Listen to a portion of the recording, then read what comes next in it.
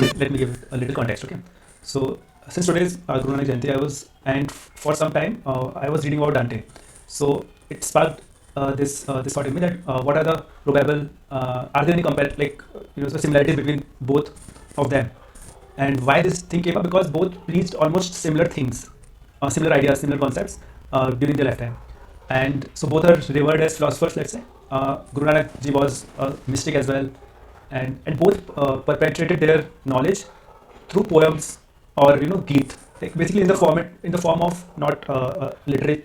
The literary form was basically poetic for both of them, right? So as I was telling, I will give you a little bit background on Dante. Yeah, So that will yeah, be and how, and basically what was his impact on today's society, and how his ideas shaped the modern world, or basically, or maybe laid down the foundation for the modern world, to be more accurate.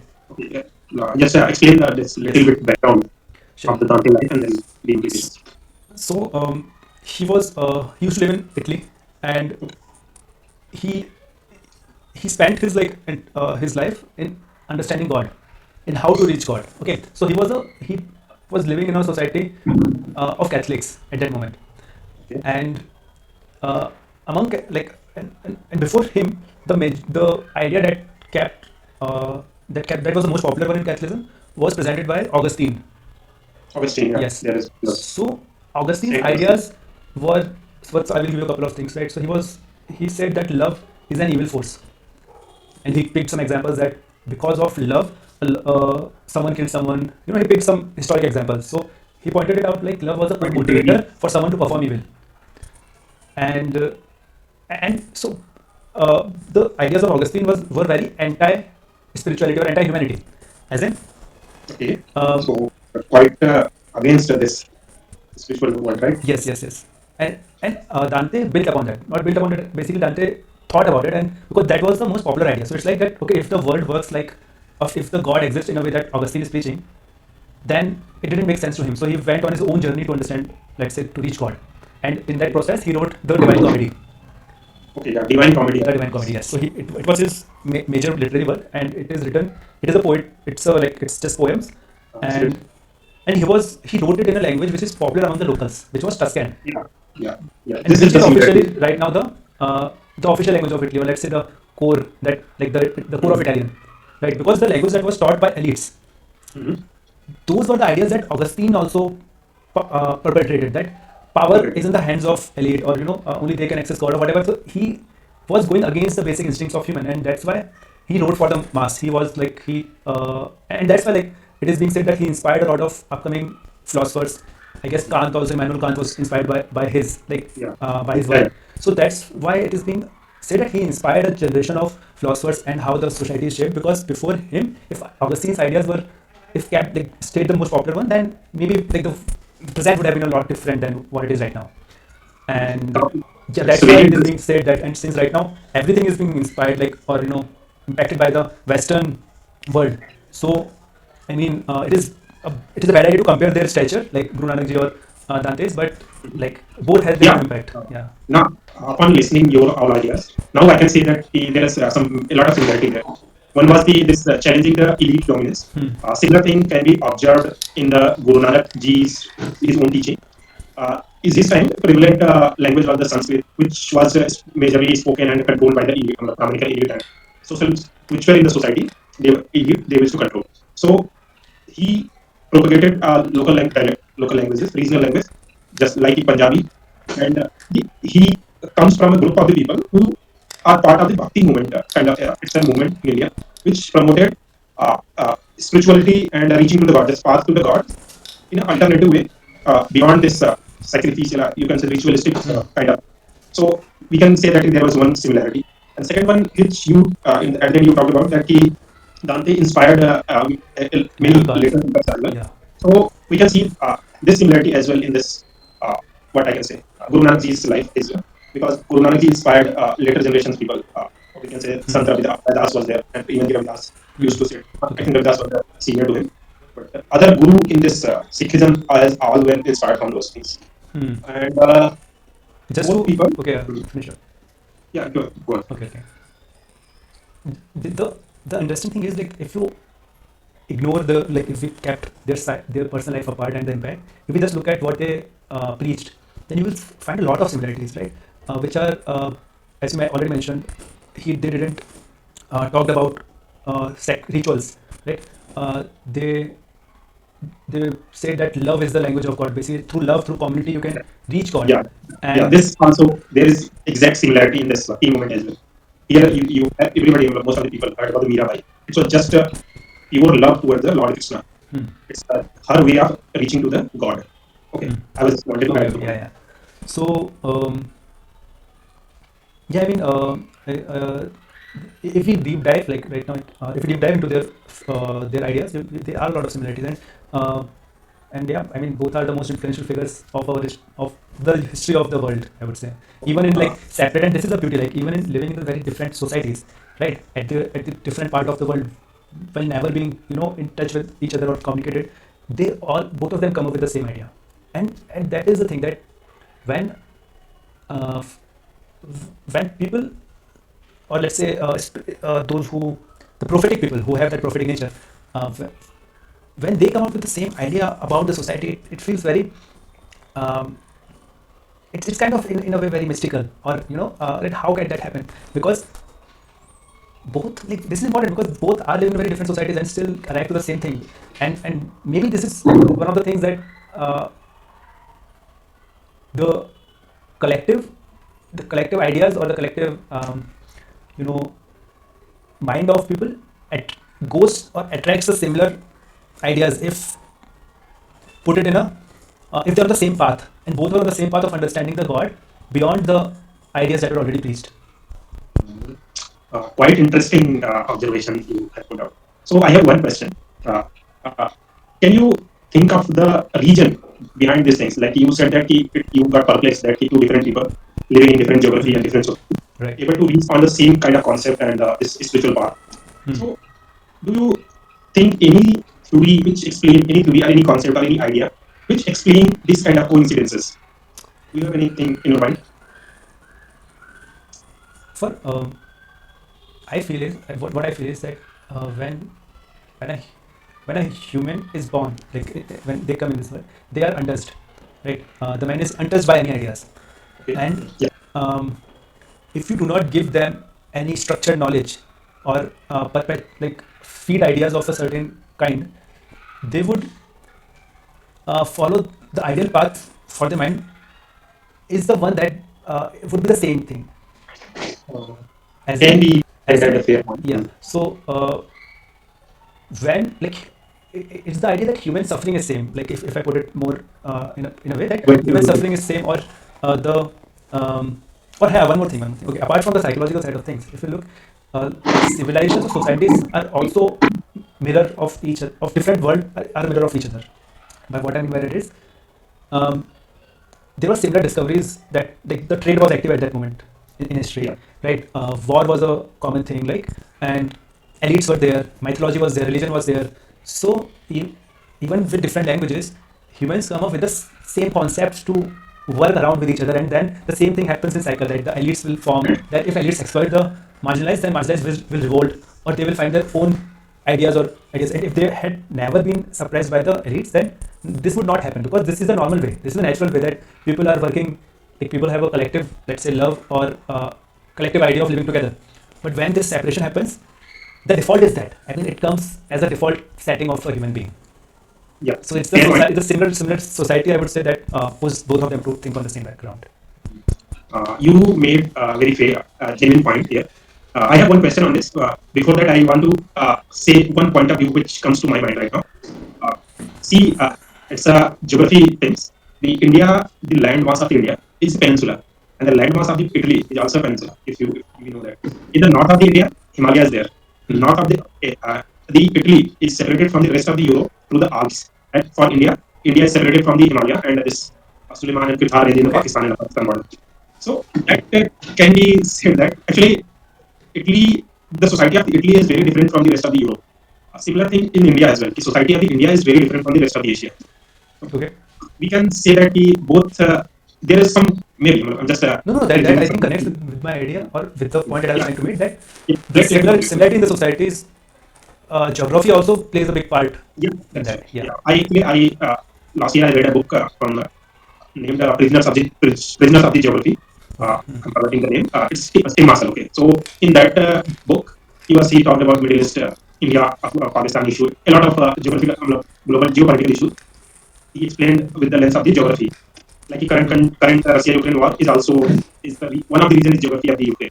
So coming to the our point discussion, one question I want to ask in your part of the answer explanation, that you said that when there is a no separation or there is a absolute total freedom to the individual, then the case that individual will develop in the similar way.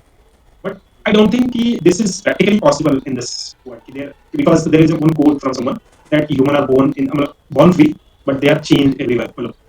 आदमी पैदा तो होता है free, but जैसे society में आता है he got change chain वो लोग को बढ़ जाता है सोसाइटी के बहुत सारे rules.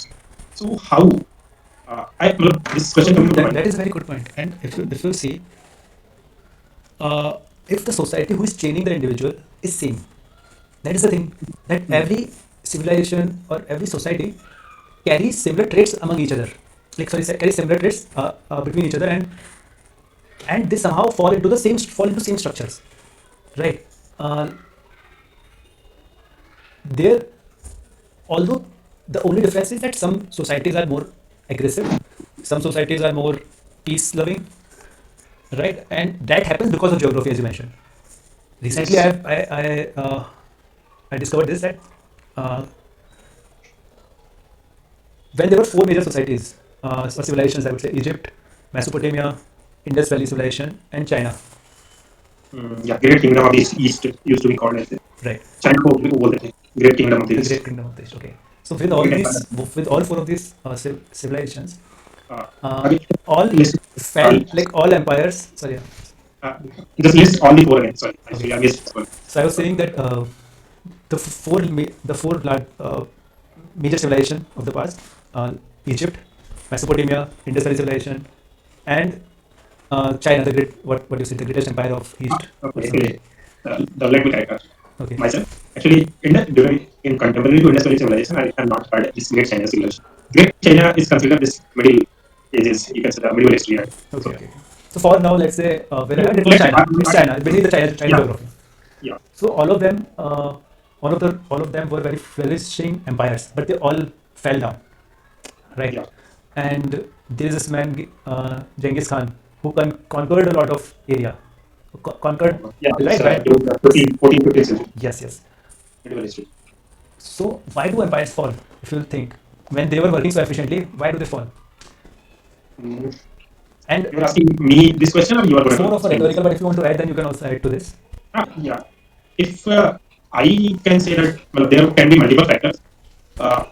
First, I will give some theory. Actually, there is some cyclic theory of this society, which explains that the birth, rise, maturity, and decay of the various society. So every society undergoes some cyclic changes. So okay, so and there is other thing. One thing is material changes can be also attributed to the fall of the society. For Indus Valley civilization, there is this some historians claim that various drought or flooding happens to the leads to the decline of the society. Okay. And one more thing can be attributed the invasion from various the outsider or some foreign groups. When the civilization is a little bit weak, then that can lead to the fall of the civilization. And there Right. may be some angle as well. I'm not aware of this. Yeah, I think you have covered a lot of the reasons for which the civilizations fall, and so with different geography, building a very huge civilization and running it with high efficiency, eventually they fall down, they fail, and either it's climate change, as you said, right, ecological changes, or it is some warrior, or let's say someone fierce comes up and charges them with, like, basically to take away their civilization, or make it theirs, or because of the civil unrest that happens. Hmm. So it's the inherent nature of Internal- civilization that is common among it. If you think of civilization as an organism, it has the similar traits, and that's why human of a certain stature, you know, Mhm. builds or comes up with with similar ideas, and that which is connected to the point that, okay, why does it happen, right? If you see why, if you go back, Iliad, or let's say Odyssey, and and our epic Mahabharata, if you compare, the ideas are very similar. If you pick let's say Greek gods or the ideas that are Just based there. similar to the, yeah. Right? They're similar, and similar in what way? Either the son is killing the father, or having multiple wives, or having a single wife for multiple male partners, or killing someone for love.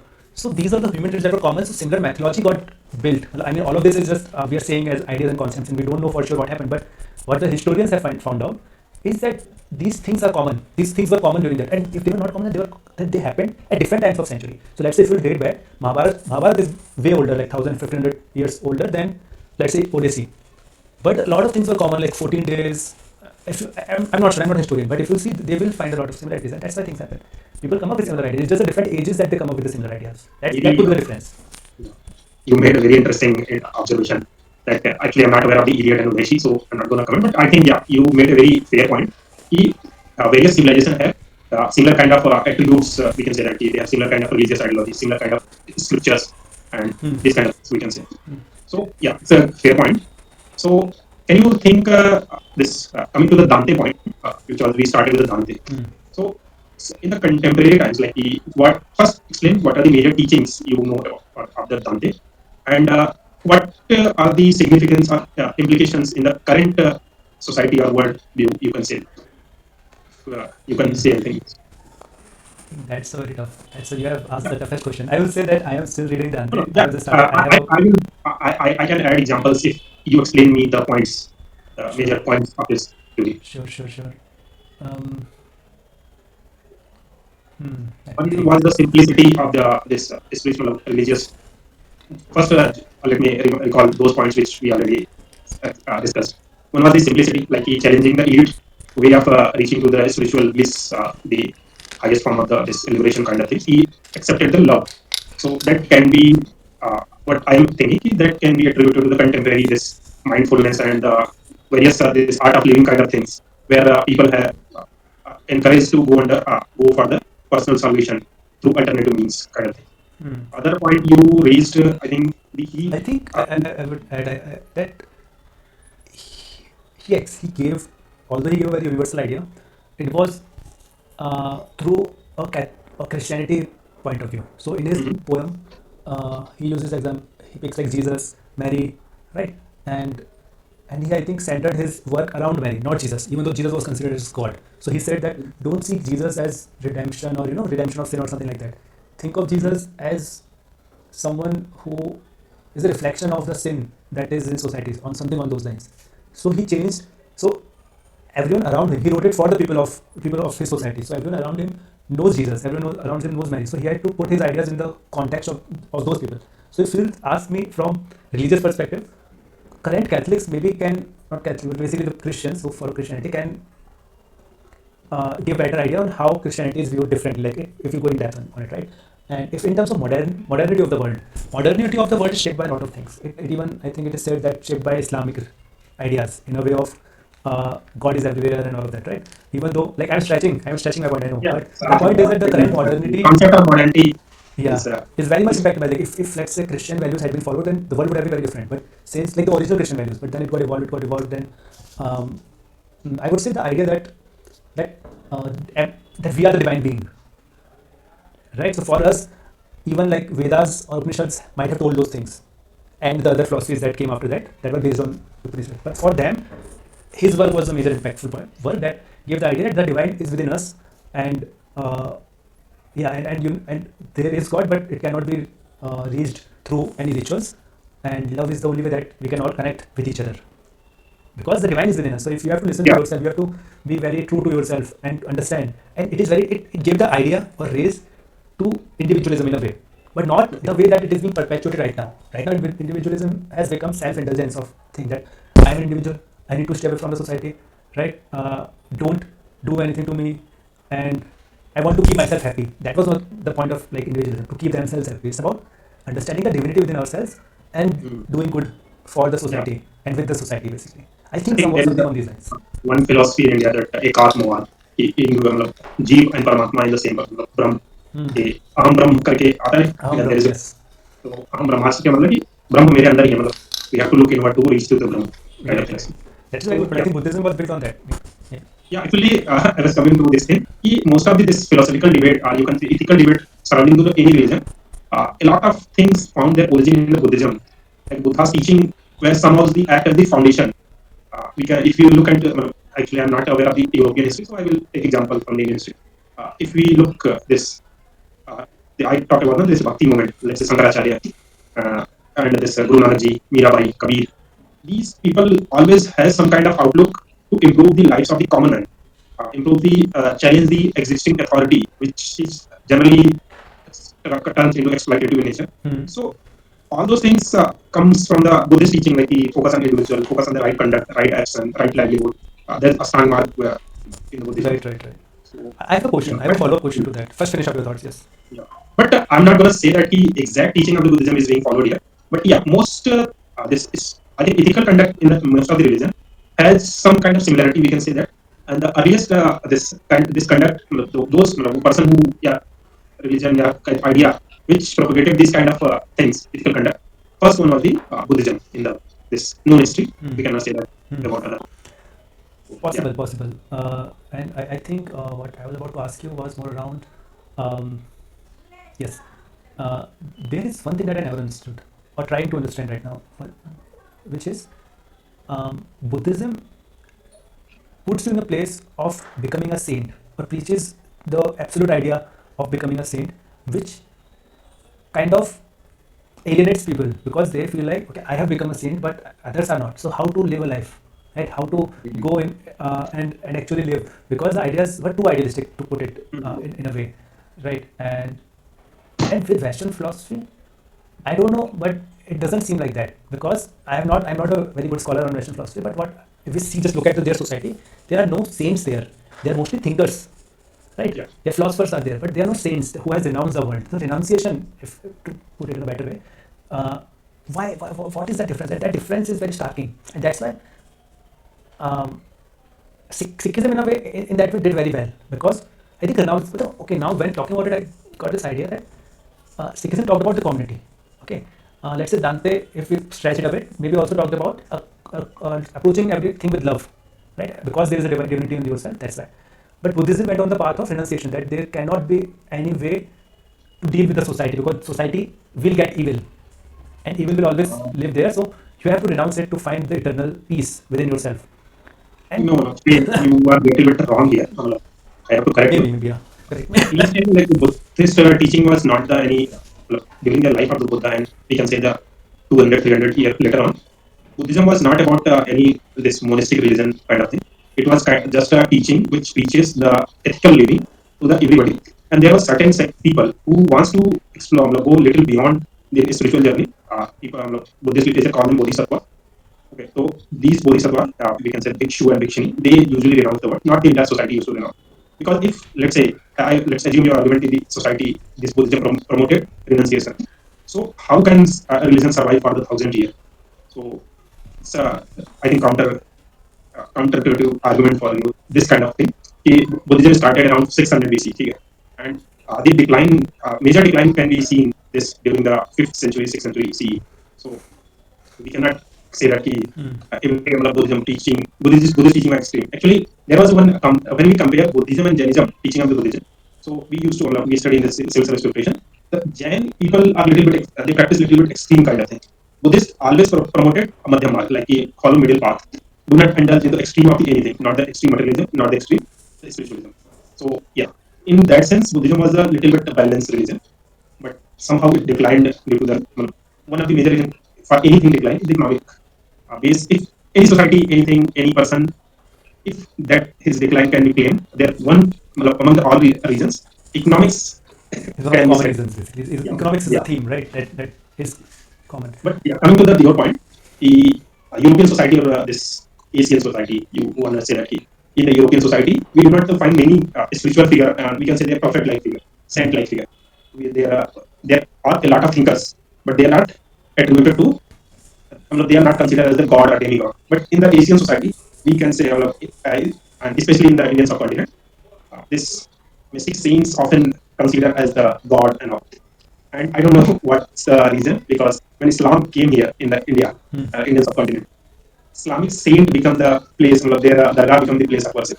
You will not find any major dargah in the Arabian world where the Islam took the its initial stages, but you can find the guy in the Indian subcontinent. I don't Hmm. know. It's a maybe subcontinent have some special energy here. Those who are a little bit awakened person, they are considered as the god, equivalent to the god, not the Hmm. god, but like the god. Right. Maybe, Yeah, maybe it is I true. have, one more observation. Yeah. It is a bit political. Those people, like those whom we consider God, when they are living their life, they will not the God. Okay, they will be the normal people or a little bit aware people. This example can be seen in the case of the Ambedkar and Gandhi ji. When Ambedkar was alive and the early years of his death, he was considered as someone who was a little bit learned person. But down the line of the 60 years, 70 years after his death, now his statues is being worshipped on his birth anniversary. So Ambedkar kind of become a demigod. I think let's say 100 years down the line, if empowerment of the Dalit community become more and more, so it can be challenged. My idea can be challenged. I'm not claiming Yeah, this yeah, idea. yeah. Hmm. But yeah, down the line, let's say 100 years, 150 years, maybe Ambedkar can be considered as a god, just like Guru Nanak Ji, I think Kabir it Ji. reminds me of the movie PK where he says like यहाँ पत्थर रखा है and now you can start praying to it. Not stretching to it, but the कुछ thing is हवा that यहाँ पे कुछ yeah, हवा भी yeah, नहीं the है। air or of this of India demands that it has to have some above manly thing. Like it Yeah, has to be come like there it is said that he's a prophet. Who is a prophet? superhuman. Who God speak to or maybe who reached out to God. So even in the explanation of Dante, it is said that he reached out to God. He tried to like talk to God, right? And or maybe Socrates has said that he's a Yeah, thinker who but Italy people do not worship the Dante. yeah exactly they do not worship him. Here They we can will find the followers of the Kabir, we will find the followers of the Mira and all. right. Even like everything becomes religion, very structured religion. I think India has a very innate quality to bring structure or system to any religion. So if you are talking about someone or if he had a very impactful life and he eventually became very big thinker or even close to a prophet, he has to be worshipped in a systemic way. I mean, Yes, yes, yes. Same, yeah, I can, example is ISKCON, we can say that. In the US, it's one of the charity organization and some social civil society organization. But in India, it is a kind of a religious, it's organized religious organization. there is some powers that are going around, but overall if you see like if you remove that part, if you see that eventually their ideas are the have carried the strongest weight and these people should be considered like prophet or let's say spiritual beings because they spend their life and maybe built their life and lived their life in a way that they always like seek the answer through one way or another. Maybe some tried it by reasoning, some did it by meditation, some did it by something else, but their goal was always the same, to understand God. Yeah. And all of them, and thankfully I would say all of them understood the God in a have some similarity in their similar understandings basically towards God. And uh, and yeah, I think those things say like suggest that maybe to to believe them, suggest that to believe them, but by their words, not by the practices that are being formed around it. I mean, everyone should go on their own spiritual journey, not to that part, but to a certain like try to follow their spiritual journey in their own capacity that is possible, because they did the hard work. Now, Yeah, today one idea is idea I heard of, I think read somewhere. In India, let's say somebody wants to spread his message. It is easy to mask is under the religious preaching. It will reach to the masses very easily. If somebody says that कि अच्छा किसी के साथ बुरा मत करो, but say somebody says that कि भगवान ने बोला किसी के साथ बुरा मत करो. yeah, So second has the more meaning, more this strong appeal among the people. And one more reason coming to my mind is that कि these people who were teaching this kind of great ideas, they were very well aware of the society, psyche of the society and the education level of the society. right. So they try to do not try to create any kind of complexity in their teaching. They just created some kind of structure in their teaching and this kind of whatever they want to bring the change. So they bring some structure so that anybody who does not have somebody has very little awareness about the spirituality, but he just do certain steps and he is able to get the benefit of this all the teachings, all the Yes, yes, learnings of yes. the Even in mystical case of side. Dante, he talked about Mary and like he played in the same arena and picked similar examples. Like in one of the things that I remember in his book, he used a name of a person who has similar ideas as Augustine and was popular, right, popular at the time, and presented him in a way of someone who is a part of the story, who has a lot of dialogues, but the dialogues are false words.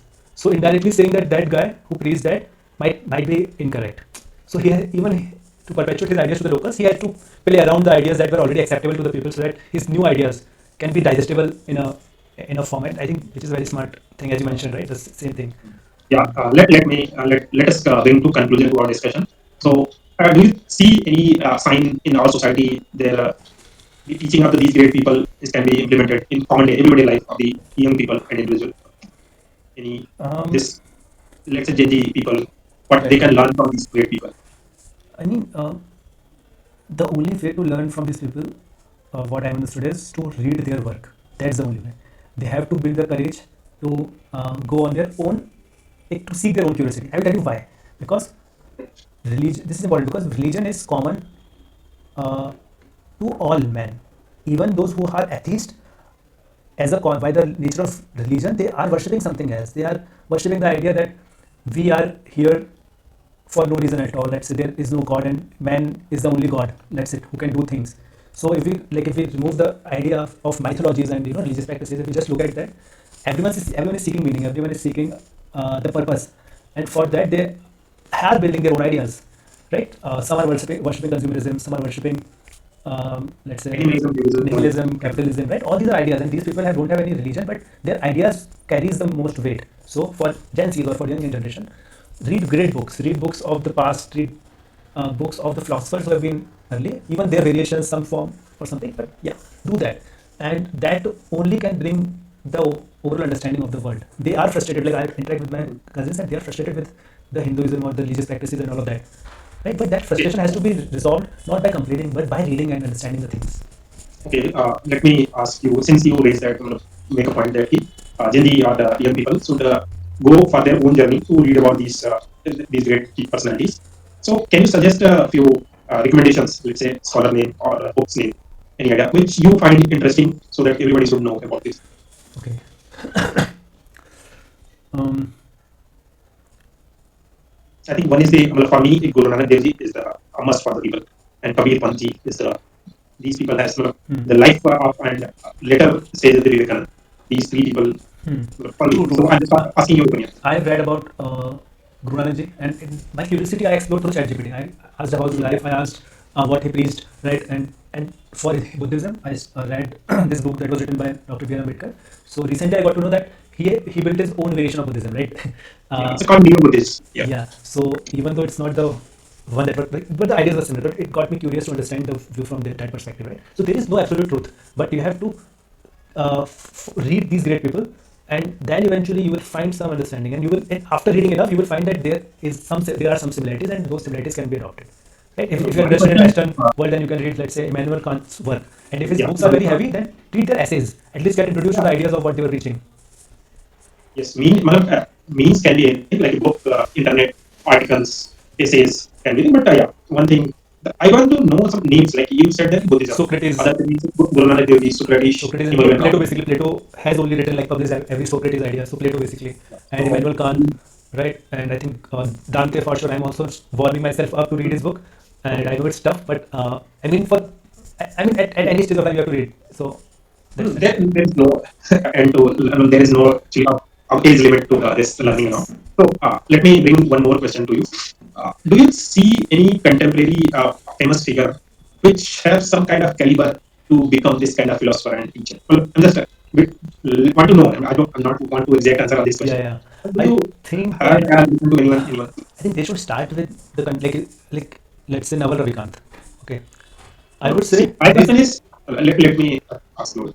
Do you know some people who, let's say, 50 years down the line, they will become some figure which can be Oh, looked upon as the things, not the, yeah. So, uh, because this is the little bit imaginative question because here you are betting that can be wrong as well. If you yeah. have it in mind, I'm thinking you should also think. I guess I'm just thinking for now. I will let me make the question a little bit easy. Not just a living figure, let's say last 100 years, let's say 20th century and 21st century. Take the time span of this 2 centuries, 150 years. Then I think one is for me to Vivekananda. I'm still 100% in. Yeah. What about like someone who came after him? Anyone who came Yeah, after him? Do you think? yes. There are a good number of people, but I'm putting question on you first so that I should not take your chances to get that someone. Mm, Any political figure can be also considered. No, not just spiritual and all. Anybody whose teaching can be read 300, 400 years down the line. See, but the complication in this that question is that even the teachings um, of Freud, right? Even his teachings are being read in psychology, right? Uh, but how correct he is, or maybe how aligned I am with his views. Do not go and debate. Just what who I you cannot think. think. Maybe I cannot. I don't know. I think right now I have We not can read go anyone. into it. I've not read anyone like in the recent times who I think has the caliber to deliver something like that. Yeah, that's it's okay. That's the right answer. One of the right answer for this question because we cannot predict the future. Like who is going to society, abuse society, what their psyche, what their understanding of the past maybe change. History can be rewritten as well. So let's say I'm But assuming what troubles me is even though we are not aware, let's say, but some of their work should be outside. Like in the world we live in, everything is that much connected, right? They must be writing some essays. They must be writing some something that some ideas. Like in the past times, ideas were very constrained. You cannot speak them out, let's say. But right now, you can do that. So none of those ideas, if have reached us, then there are either two things. One would be that no one is right now thinking. yeah. No one has that caliber to think of that stature. The second is they are right now writing those things, and once they come out, become a little controversial, then only we can like actually understand what they're trying to Yeah. reach. Because their idea would be very different for us to grasp, to be honest. So that's the thing. Yeah. What do you think? What do you think? I think you have some names. Actually, it's my favorite. So I'm not gonna say that they will last this much year, but yeah, one favorite is this Subhash Chandra Bose is there, and other is this Vietnam people, Ho Chi Minh person. He will be, I think, will be. Right now, he just Vietnam is very small country, but let's say I'm assuming that Indochina will unite someday, and somebody will say that he was the three people kind of thing. But I'm not gonna say Great in that. the sense of great in the sense of how Karl Marx was He, great, he, like revolutionary ideas or something yeah, else. he was in the revolutionary ideas kind of. He was political figure. I'm not gonna put him in the bracket of the Vivekananda because Vivekananda was a spiritual figure. Other people, I think, in current time, uh, I don't know because the contemporary public figures are basically either economic who are more famous are the in the business and economics and the politics. And these people do not have so much substance in their idea and ideology. We can say that they are not they are just preaching or implementing the previous ideas. There is not a very new ideas they are coming with. What about? I'm just thinking from that perspective that okay, earlier there was spiritual people, like the ideas were very spiritual, religious related. Then let's say came people like um, Karl Marx, who had a very good understanding of capitalism. How much was he right or wrong? That's a different thing. His predictions were wrong, but his understanding of capitalism was too accurate, right? Mm. Although he missed a couple of things, that's how his like idea of communism failed, or something like that. So I think right, the next evolution would be a very technological revolution. Yeah, somebody who's very Right. deep in it. So maybe people like not Elon Musk, but the folks, or maybe Elon Musk, or people who are around him. Like there are a lot of AI scientists whom we sometimes we hear their names because they are working in the backend side of things, Yeah. right? So ideas can come from the people who are in tech right now because tech is the next revolution. Like, capitalism has settled now, so capitalism will be there. Now it's a techno-capitalism. Yes, so now the tech side, I guess, will come interplanetary ideas or human plus robot, like I don't recall the name. Yeah, humanoid is the idea, or brain chip. So now the next philosopher or not philosopher, but yeah, the major ideas would build maybe around that. Yeah. It's a fair point because this Yuval Noah Harari Yuval can Noah be Harari perfect. also preaches that. Yeah, that's what I was coming to. Right now, it just came up that yeah, we are going in that A direction. person like him because the Marx was not the businessman at all. Those who were at the time at that time was famous in the capitalist world. He was just observing and writing. Just we can say that yeah, Yuval Noah Harari is not the technocrat, but he is observing the tech and he's writing.